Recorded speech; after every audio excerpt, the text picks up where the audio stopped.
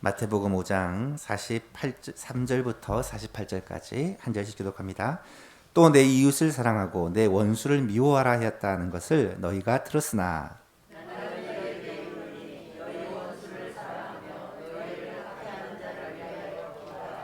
이같이 한즉 하늘에 계신 너희 아버지의 아들이 되리니 이는 하나님이 그 해를 악인과 선인에게 비추시며 비를 의로운 자와 불의한 자에게 내려주심이라.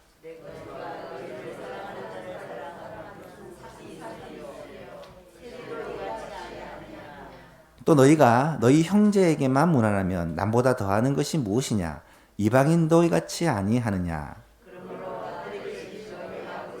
온전하신 것 같이 너희도 온전하라. 아멘. 올해 하반기부터는 우리가 산상보훈의 말씀을 함께 살펴보고 있습니다. 그 중에서도 나는 너희에게 이르노니 이 시리즈를 오늘 5번째 마지막 시간으로 보고 있는데요. 나는 너희에게 이르노니라는 말은 구약의 하나님께서 이스라엘 백성들에게 주셨던 그 율법에 대해서 예수님은 폐하러 오신 것이 아니라 완전하게 하러 오셨기 때문에 구약의 그 율법의 의미를 숨겨진 의미를 다 드러내시고 또 주님이 이것을 새롭게 해석하심으로 말미암아 우리에게 진짜 하나님의 뜻을 교훈하여 주십니다. 먼저 6계명인 살인하지 말라라는 계명에 대하여는 이것이 본래 형제사랑, 이웃사랑의 의미를 가진다라는 것을 밝히 보여주시고 다른 사람의 생명과 인격을 존중하는 것이 바로 살인하지 않는 것이다. 이 계명을 지키는 것이다 라고 말씀하십니다. 간음하지 말라는 7계명에 대해서도 상대방에 대한 존중, 특별히 이성에 대한 존중, 그리고 다른 사람의 가정에 대한 존중을 말씀하시는 그러한 계명이다라고 말씀했습니다. 가정이 얼마나 소중한지 하나님이 친히 만드신 공동체요 행복의 보금자리이기 때문에 나의 가정도 소중히 여겨야 되고 다른 사람의 가정도 소중히 여겨야 한다는 것이죠. 세 번째로는 맹세에 대한 교훈을 주님이 새롭게 해석하십니다. 맹세에 대한 교훈은 성도들의 언어 생활을 교훈하시는 것이다 라고 말씀드렸습니다. 하나님의 자녀는 말에 있어서 항상 정직하고 진실해야 된다라는 것이죠. 맹세라는 것은 우리의 말을 믿지 못하니까 맹세를 하잖아요. 그래서 맹세를 하지 않아도 성도가 하는 말이라면, 그리스도인이 하는 말이라면 믿을 수 있는 그런 사람이 되어야 한다라는 의미입니다. 지난 시간에는 우리가 동해보상법에 대한 주님의 가르침을 살펴보았습니다. 동해보상법, 눈에는 눈, 이에는 이 법을 주신 이유가 뭐냐? 무조건 받은 대로 돌려주라는 의미가 아니라 개인적인 보복, 그리고 지나친 보복, 계속적으로 반복적으로 일어나는 이 보복의 고리를 끊기 위해서 주신 율법이다라는 것을 말씀드렸죠. 주님은 이에 더하여 우리에게 가르치시기를 악한 자를 대적하지 말라라고 가르치십니다. 복수는 우리의 타락한 본성으로부터 일어나는 이 세상의 방법으로 문제를 해결하는 것이기 때문에 성도는 그렇게 따라하지 말라는 것입니다. 그렇다면 우리는 어떻게 해야 되느냐? 우리의 모든 형편과 상황을 너무나 잘 아시는 하나님을 의지하고 그분께 우리의 문제를 맡기라. 공의로우신 하나님의 손길에 우리의 모든 억울한 문제들을 맡겨드리라는 것입니다. 우리가 할 일은 오히려 끝까지 선을 행하고 적극적으로 하나님의 뜻을 행하는 것이다. 그러면 하나님께서 하나님의 방법으로 이 문제를 해결해 주신다는 거예요. 그래서 바울사도는 악에게 지지 말고 선으로 악을 이기라 라고 말씀하는 것입니다. 오늘은 마지막으로 나는 너희에게 이르노니 5번째죠. 하이라이트라고 할 수 있습니다. 당시 유대 랍비들의 가르침과 너무나도 대조되는 주님의 가르침, 바로 원수를 사랑하라, 너희 원수를 사랑하라는 이 말씀에 대해 함께 살펴보고자 합니다. 첫 번째로 원수에 대한 당시 유대인들의 가르침은 과연 어땠느냐? 오늘 본문 43절에 또 이웃을 사랑하고 내 원수를 미워하라 하였다는 것을 너희가 들었으나, 이 말은 당시 유대 랍비들이 이웃은 사랑하고 원수는 미워하라고 가르쳤다는 거예요. 여기서 먼저 생각해 봐야 될 것은 과연 이웃을 사랑하고 원수를 미워하라는 것이 구약의 율법에 있느냐 하는 것이죠. 이웃을 사랑하라는 것은 당연히 있습니다. 레위기 19장 18절에 그대로 내 이웃을 내 자신같이 사랑하라고 말씀을 하셨어요. 그런데 원수를 미워하라는 말이 성경에 과연 있느냐? 저도 성경을 꽤 읽었지만 그런 얘기를 들어본 적이 없어요.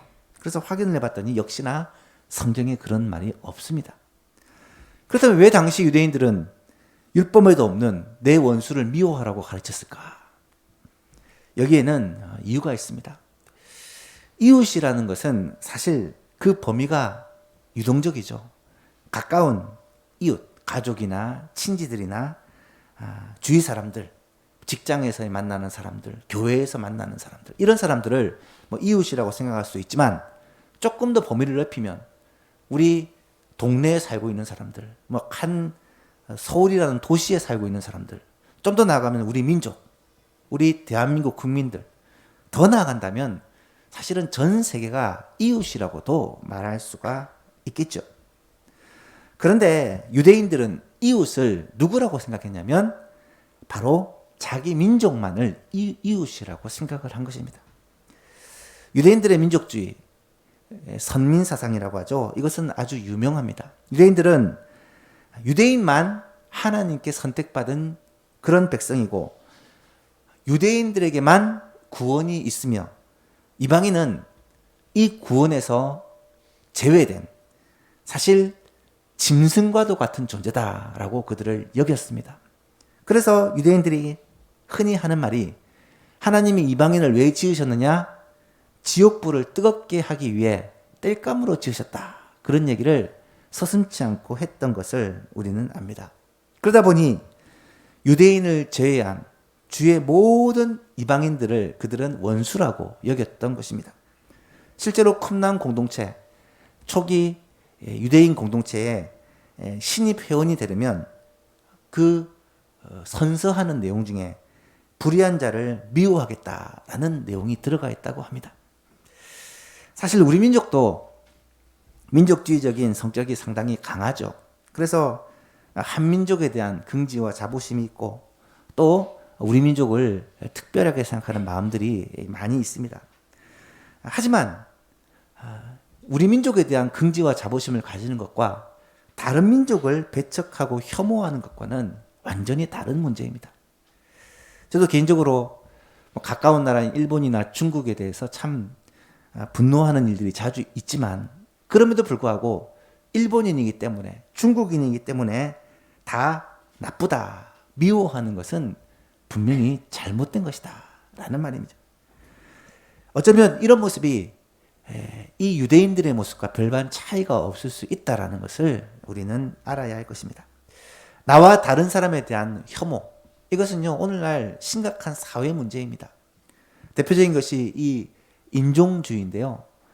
그렇게 인종주의가 잘못되었다 전 세계에서 얘기를 해도 여전히 인종주의에 적인 그런 사건 사고들이 끊임없이 일어나고 있습니다. 나와 피부색이 다르면 미워하는 거죠.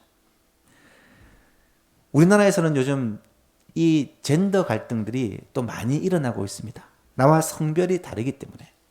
여러분, 성별이 다르면 모든 면에서 다 다를 수밖에 없습니다. 하나님이 그렇게 창조하셨는데 단지 성별이 다르다는 이유로, 나와 맞지 않다는 이유로 서로 인정하는 것이 아니라 다투고 공격을 하는 것이죠. 여러분, 우리에게 있어서 정말 힘든 갈등은 어쩌면 가까운 사람들과의 갈등일 것입니다.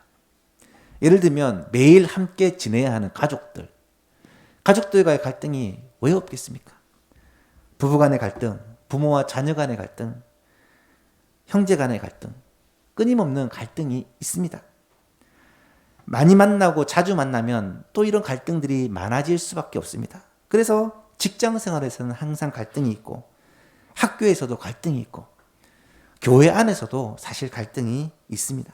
이런 갈등은 주로 잘 맞지 않아서 성격이나 생각의 차이가 있어서 생기는 갈등이라고 할 수 있죠. 그런데 이런 갈등을 겪으면서 어쩔 수 없이 힘든 사람들, 나를 스트레스 받게 만드는 사람들, 나와 맞지 않는 사람들이 존재한다는 것을 우리는 늘 경험합니다. 사실은 이것이 하나의 문제이죠. 또 우리나라에서는 가장 첨예한 갈등 중에 하나가 이 정치적인 성향에 대한 갈등입니다. 한국 사람들이 만나서 가장 많이 하는 얘기가 정치 얘기라 그러죠.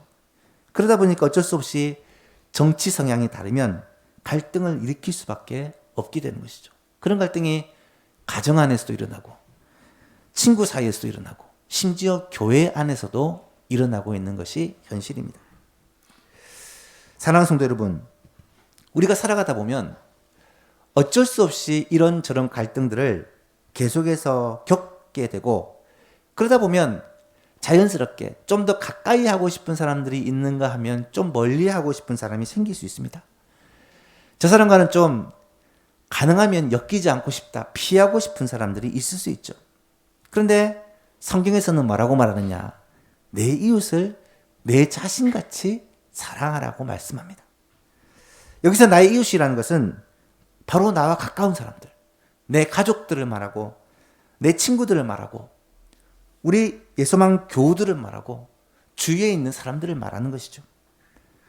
더 나아가서 나의 이웃이 누구냐? 나와 생각이 다르고 나와 성향이 다르고 나와 성격이 다른 사람도 바로 나의 이웃이기 때문에 사랑하라는 거예요. 누가 그러더라고요. 그리스도인에게 있어서 모든 인류는 딱 두 부류로만 구분이 된대요. 성도에게 있어서는 세상 사람들이 딱 두 부류인데 한 부류는 예수 믿는 사람이고 또 한 부류는 전도해야 될 사람이라는 거예요. 그 두 부류 외에는 다른 구분이 없다라는 얘기를 합니다.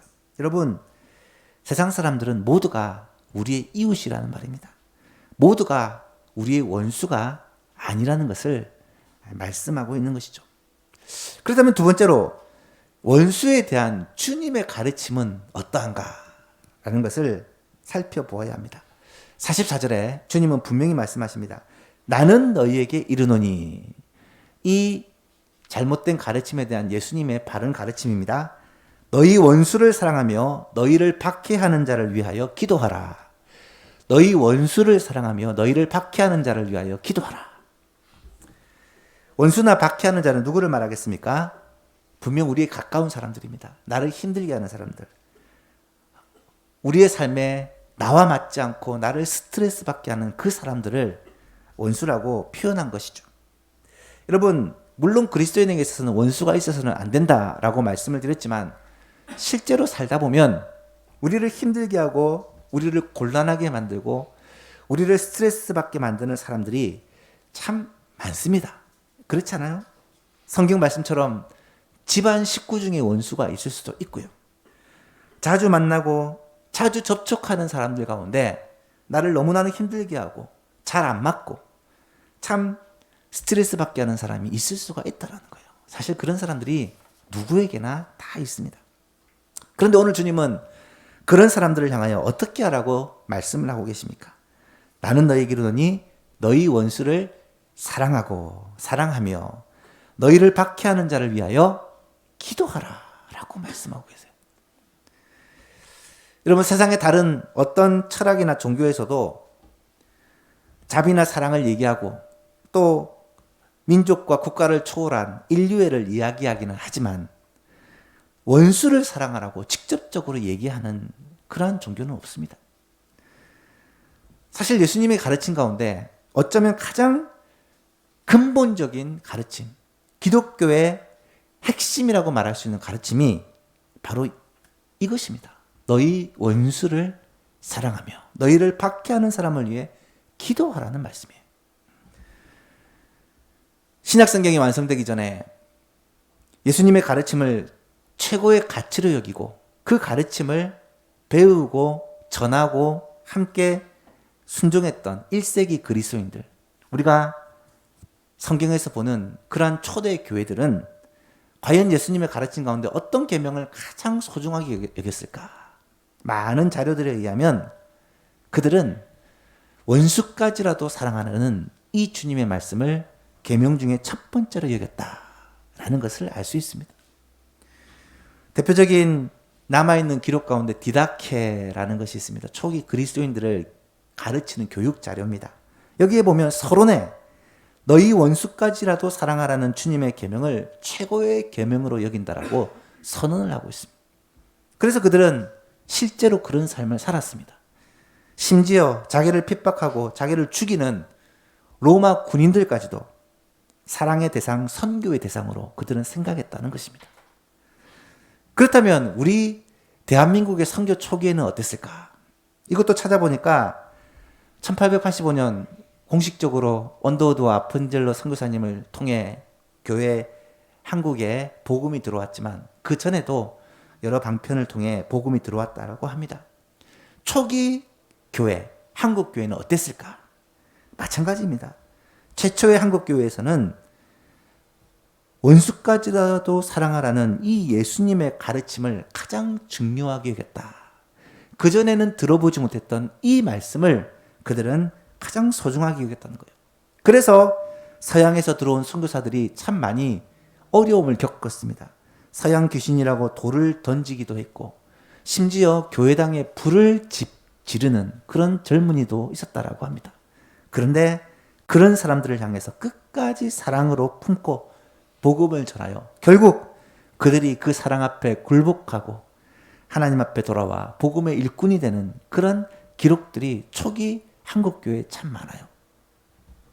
한국교회사에서 가장 큰 영향을 끼쳤던 그런 위대한 목사님들, 예를 들면 우리 한국의 최초의 선교사라고 하는 이기풍 선교사님, 제주도에 가서 복음을 전했죠.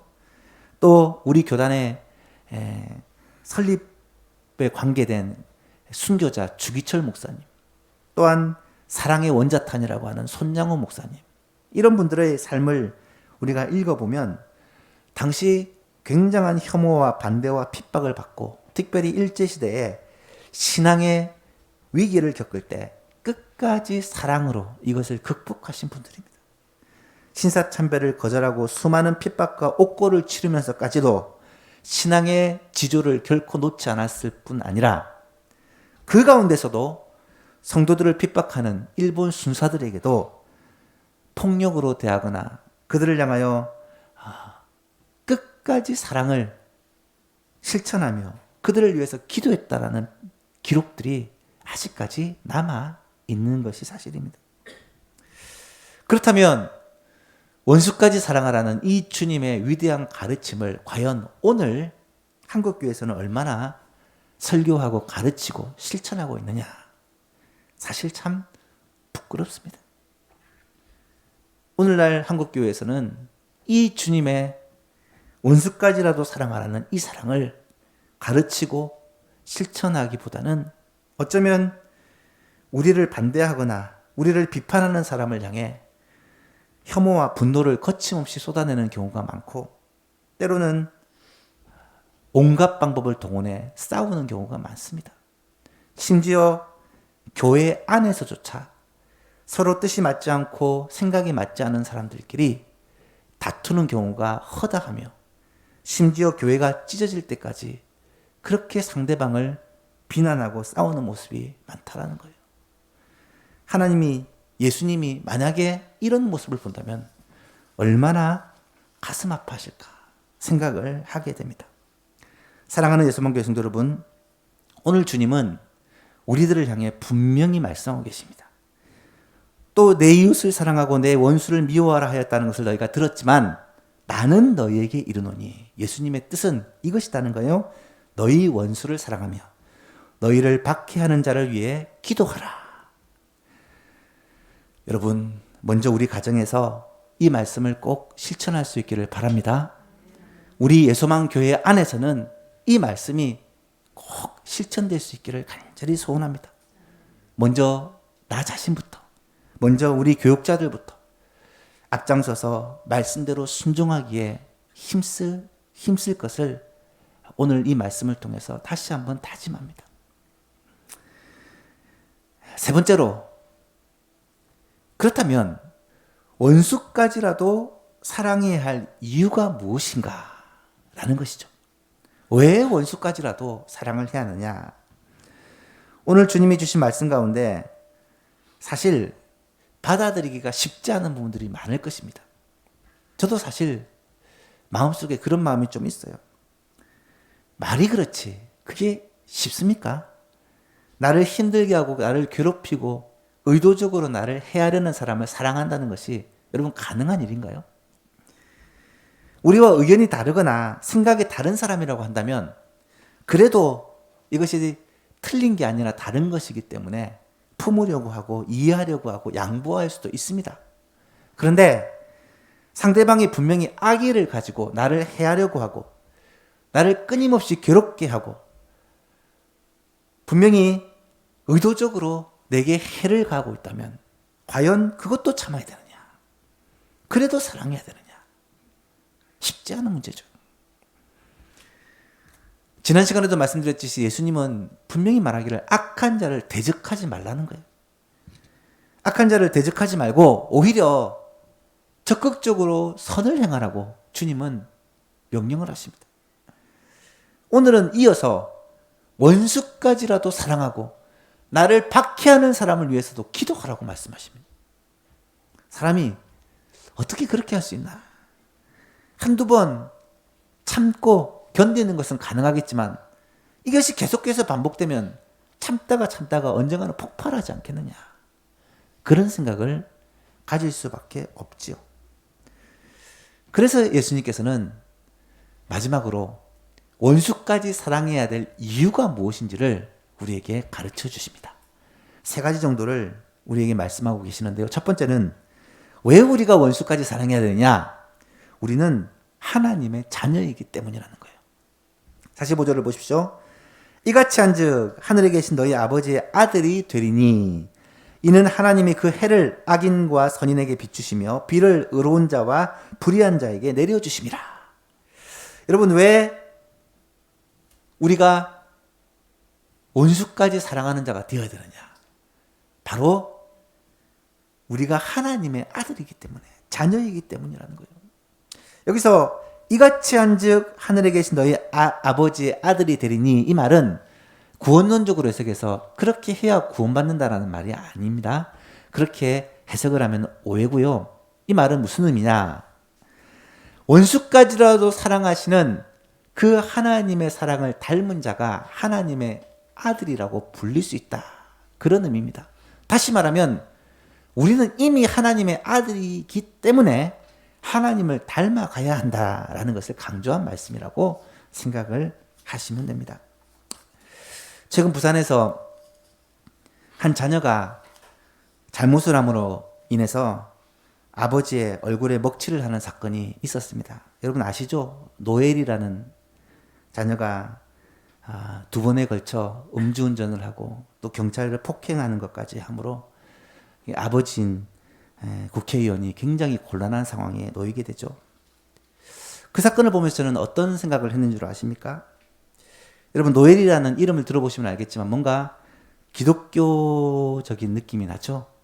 사실 이 노엘의 가정은요, 부산에서 거의 모든 사람이 잘 알고 있는 굉장히 명문 그리스도인 가정입니다. 모든 가정이 예수를 잘 믿는, 사실 부산에서 엄청난 영향력을 끼치고 있는 그런 기독교 가정인데, 노엘이라는 사람을 찾아가면 당당하게 종교, 무교라고 적혀 있어요. 그 명문 기독교 가정에서 신앙의 대가 끊겨버린 거예요. 그러니까 어떤 일이 벌어집니까? 이런 비참한 일들이 일어나게 된다는 것입니다. 저는 이 사건을 신문을 통해 보면서 원래 알고 있었던 일이기도 하지만 사실 굉장히 충격을 받았어요. 아, 이게 남의 얘기가 아닐 수도 있겠구나. 다른 사람의 얘기, 나 자신에게도 어쩌면 이것이 큰 경고의 음성이라는 것을 깨닫게 됩니다. 우리 자녀들이 앞으로 어떻게 될지 누가 장담을 할 수 있겠습니까? 어릴 때부터 정말 하나님의 말씀으로 믿음으로 잘 키우지 않으면 언제 이들이 신앙 안에서 벗어나게 되고 언제 이들이 정말 타락의 길로 가게 될지는 알 수가 없는 일입니다. 사랑하는 여러분, 하나님의 자녀라는 것은요, 너무너무 소중한 것입니다. 이 자리에 앉아 계신 여러분들은 모두가 하나님의 자녀입니다.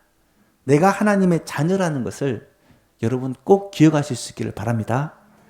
이것은 우리가 누리는 최고의 특권이요 축복이지만 동시에 굉장히 큰 부담감이기도 한다는 거예요. 저는 아주 어려서부터 목사의 아들이라는 얘기를 달고 살았습니다. 제 아버지도 목사님이고 할아버지도 목사님이다 보니까 누구나 저를 목사 아들이라 그렇게 얘기를 했습니다. 사실 큰 부담이었습니다. 교회에서도 학교에서도 어디를 가든지 이런 꼬리표가 있기 때문에 조심을 해야 했고 책임감을 가져야 했습니다. 여러분, 목사 아들이 되어도 국회의원 아들이 되어도 그만큼 특권과 유익도 있겠지만 엄청난 부담감과 책임이 따른다면 우리가 하나님의 얼굴을 세상에 보여주는 하나님의 아들이라면 마땅히 그에 따르는 책임이 있다는 것을 알아야 한다는 거예요. 우리 아버지가 하나님이신데 우리가 하나님을 닮지 않고 내 마음대로 산다면 세상 사람들이 하나님을 우리를 통해 보게 될 것인데 어떻게 설명을 할 수 있겠습니까? 우리 하나님이 어떤 분이십니까? 본문에서는 악인과 선인들에게 똑같이 해를 비춰주시고 의로운 자와 불의한 자에게 똑같이 비를 내려주시는 이 말씀은 하나님의 그 은혜가 굉장히 폭이 넓다라는 말씀입니다. 하나님은 그렇게 은혜로우신 하나님이죠. 그 은혜의 폭이, 사랑의 폭이 넓으신 분인데 하나님의 자녀된 우리 또한 그런 사랑의 폭을 가져야 되지 않겠느냐라는 그런 말씀이에요. 그래서 원수까지도 사랑할 수 있는 자가 되어야 한다는 것입니다. 두 번째로 왜 우리가 원수까지 사랑해야 됩니까? 우리는 세상으로부터 구별된 하나님의 백성이기 때문입니다. 46절과 47절을 보십시오. 너희가 너희를 사랑하는 자를 사랑하면 무슨 상이 있으리요? 세리도 이같이 아니하느냐? 또 너희가 너희 형제에게만 무난하면 남보다 더하는 것이 무엇이냐? 이방인들도 이같이 아니하느냐? 여러분, 예수님은 우리가 세상 사람들과 같지 않는 구별된 하나님의 백성이라는 것을 강조하십니다. 여기서 세리와 이방인은 죄인들, 세상 사람들의 대표죠. 우리는 세상과 구별된, 죄인들과 구별된 하나님의 자녀라는 것을 말씀하시면서 우리가 그들과는 달라야 된다라고 주님은 말씀하십니다. 여러분, 이 시간 이 말씀 앞에 내 삶을 한번 돌아봅시다. 과연 내 삶은 세상 사람들과 다른가요? 과연 나의 삶은 적어도 사랑을 실천하는 데 있어서는 세상 사람들보다 확실히 더 나은가요? 나는 믿지 않는 사람들보다 훨씬 더 하나님의 뜻에 가까운 삶을 살고 있나요? 솔직히 나 자신을 돌아보면 참 부끄러운 마음이 많이 들어요.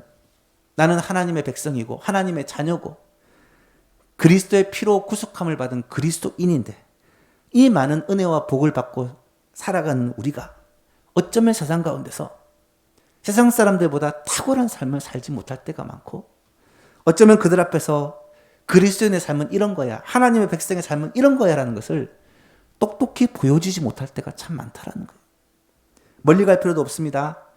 우리 가족들이 과연 나를 어떤 사람으로 바라보고 있고 우리 아파트 사람들이 과연 나를 어떤 사람으로 바라보고 있고 직장에서 만나는 친구들이 나를 어떤 사람으로 보고 있느냐는 거예요.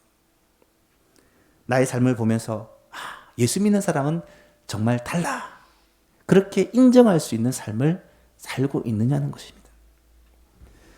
주님은 분명히 말씀하십니다. 예수 믿는 사람은 세상과 달라야 된다고. 하나님의 백성은 죄인들과 구별되어야 된다고 말씀하십니다. 그러기 위해서는 어떻게 해야 됩니까? 나를 좋아하는 사람만 좋아해서는 안 되고 나를 싫어하는 사람도 사랑할 수 있어야 된다. 좋은 상사에게만 잘하는 것이 아니라 까다로운 상사에게도 잘하는 자가 되어야 된다. 남편이 내게 잘할 때만 남편에게 잘하는 것이 아니라 혹시 그러지 못할지라도 한결같이 사랑할 수 있는 자가 되어야 된다.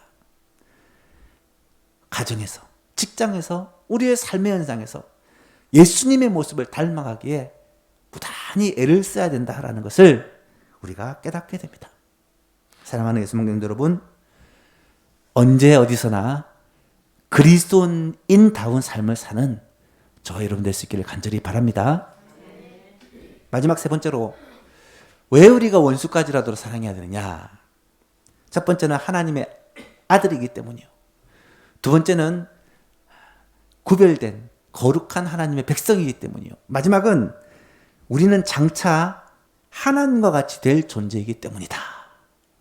여러분, 48절에 뭐라고 말하냐면, 그러므로 하늘에 계신 너희 아버지의 온전하신과 같이 너희도 온전하라.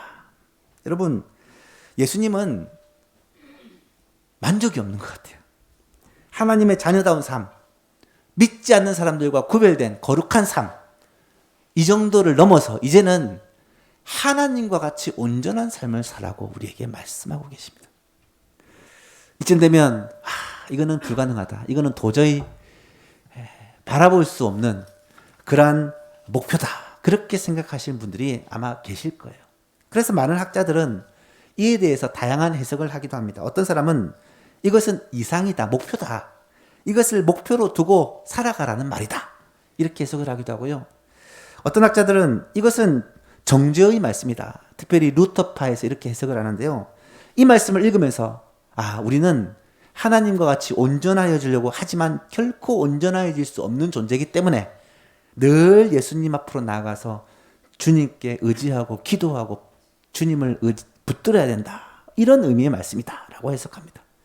물론 다 그럴듯한 해석이지만, 여러분, 그렇다면 산상보훈의 말씀이 우리가 도저히 따라갈 수 없는, 오를 수 없는 산이라고 한다면 왜 예수님께서 우리에게 이런 말씀을 주셨을까요?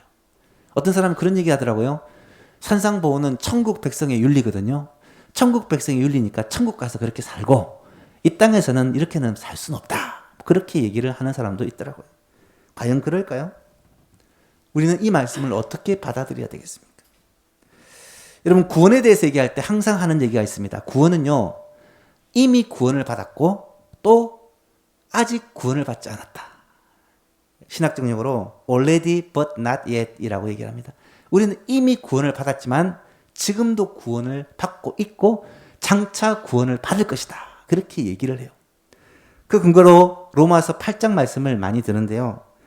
로마서 8장 29절 이하에 보니까, 하나님이 미리 아신 자들로 또한 그 아들의 형상을 본받기 위하여 미리 정하셨으니, 미리 아시고 정하셨다, 예지 예정이죠.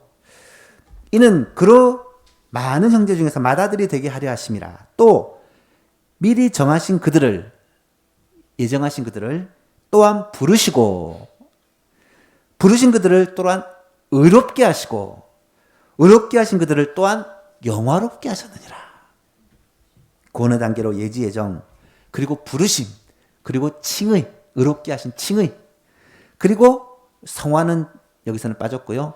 영화, 글로리피케이션, 영화롭게 되는 것을 말씀하고 있습니다. 여러분, 우리는 이미 하나님의 은혜로 말미암아 부름을 받았고, 그래서 죄사함과 구원을 받았으며, 동시에 장차 완성된 구원을 향하여 지금 나아가고 있는 과정에 있다는 거예요. 성화. 그리고 언젠가 영광스러운 구원을 받게 될 것입니다. 그것을 영화라고 말해요. 우리가 하나님 앞에 영화를 누리게 될 때는 죄인으로서가 아니라 완전한 의인으로서 영광을 누리게 된다는 말입니다. 이것은 성경에서 아주 많은 곳에서 이야기하는 그러한 핵심 진리입니다. 몇 곳만을 찾아보면 에베소 4장에 보니까, 오직 사랑 안에서 참된 것을 하여 범사에 그에게까지 자랄지라, 그는 머리니 곧 그리스도라. 범사에 참된 것을 하여서 예수님에게까지 자라야 된다라고 말씀하고 있어요. 데살로니가전서 5장에 보니까, 평강의 하나님이 친히 너희를 온전히 거룩하게 하시고 또 너희의 온 영과 몸과 혼이, 영과 혼과 몸이 우리 주 예수 그리스도에 강림하실 그때에 흠없게, 완전하게라는 말입니다. 흠없게 보존되기를 원하노라. 베드로후서 1장 4절에 보니까, 이로써 그 보배롭고 지극히 큰 약속을 우리에게 주사 이 약속으로 말미암아 너희가 정욕 때문에 세상에서 썩어질 것을 피하여 신성한 성품에 참여하는 자가 되게 하려 하셨느니라. 신성한 성품에, 원어 그대로 보면 하나님의 성품에 참여한 자가 되게 하려 하셨느니라 라고 말씀합니다.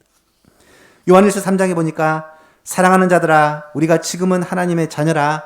장래에 어떻게 될 일을 아직 나타내지 아니하였으나 그가 나타나면, 예수님이 나타나면 우리가 그와 같을 줄을 아는 것은, 우리가 예수님과 같을 줄을, 우리가 하나님과 같을 줄을 아는 것은 그의 참모습을 그대로 볼 것이기 때문이니 주를 향하여 이 소망을 가진 자마다 그의 깨끗하심과 같이 자기를 깨끗하게 하느니라. 사랑하는 성도 여러분, 우리는요, 이 땅에서 죄인으로 살다가 이 땅을 떠나는 날 그냥 천국으로 올라갈 그런 존재가 아니라는 거예요. 그리스도인의 삶은 이 땅에서도 그리스도와 함께 십자가를 지고 걸어가는 삶입니다. 내가 주인 되어 내 삶을 사는 것이 아니라 그리스도께서 나의 주인이 되셔서 내 삶을 인도하시는 삶을 사는 자가 그리스도인입니다. 우리는 범사에 그리스도에게까지 자라가야 할 자고요. 우리의 영과 혼과 몸이 온전히 거룩하게 되어서 흠없이 주님 앞에 서게 될 그런 존재라는 거예요. 우리는 장차 하나님의 성품에 참여하게 될 영광스러운 존재라는 것입니다. 성경은 그것을 끊임없이 우리에게 말씀하시고 이것이 우리의 소망이라는 것입니다. 이 소망을 가진 자마다 하나님의 말씀을 순종하여 자신을 성결하고 깨끗하게 한다는 거예요. 그러니까 우리가 주님의 말씀을 따라 원수를 사랑하며 나를 박해하는 자를 위하여 기도하는 삶을 살아야 한다는 것을 주님이 말씀하시는 것입니다. 말씀을 맺습니다. 오늘 주님은 우리를 향해서 분명히 말씀하고 계십니다. 너희 원수를 사랑하고 너희를 박해하는 자를 위하여 기도하라. 이 말씀은 전혀 불가능한, 우리가 도저히 할 수 없는 것을 우리에게 요구하시는 그런 말씀은 아닙니다. 우리가 어떤 삶을 살아야 되는지를 분명히 가르쳐 주시고 그 목표를, 그 방향을 향해서 열심히 살아가면 주님께서 우리와 함께 하시고 그렇게 할 수 있도록 도와주시겠다는 약속의 말씀입니다. 뿐만 아니라 실제로 우리는 장차 예수님처럼, 장차 하나님처럼 온전하게 되어질 존재라는 것을 주님은 말씀하고 계십니다. 지금은 비록 연약하고 잘 넘어지고 실수합니다. 하지만 내 안에 계신 그리스도께서, 나와 함께 하시는 성령님께서 우리의 마음과 생각을 주장하시고 우리의 삶을 인도하여 주시기 때문에 우리는 점점 거룩한 삶으로, 점점 예수 그리스도를 닮아가는 자로 그렇게 성화되어 갈 것이고, 언젠가 하나님 앞에 섰을 때 점도 흠도 없이 영광스러운 이 구원의 영광을 누리게 될 그런 영광스러운 존재라는 것을 꼭 기억할 수 있기를 바랍니다.